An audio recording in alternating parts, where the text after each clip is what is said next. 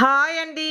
ఆడికుత్రిక సందర్భంగా సుబ్రహ్మణ్య స్వామి వారికి విశేష పంచామృత అభిషేకం మరియు అర్చనా కార్యక్రమాలు జరిగాయండి మా ఊరి శివాలయంలో.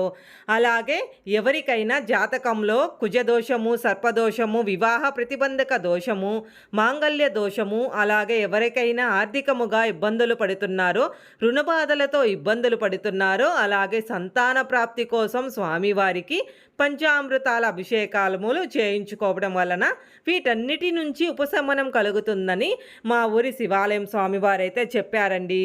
ఇందుకు మనశ్శాంతి కోసం పాలు, అన్యోన్యత దాంపత్యం కోసం పెరుగు, ఆయుష్ ఆరోగ్యం కోసం నెయ్యి, సంతాన ప్రాప్తి కొరకు తేనె, వివాహ ప్రాప్తి కొరకు చక్కెర, ఐశ్వర్య ప్రాప్తి కోసం విభూది, దీర్ఘ సుమంగళికి కుంకుమతో స్వామివారు అభిషేకం చేయటం అయితే జరిగిందండి.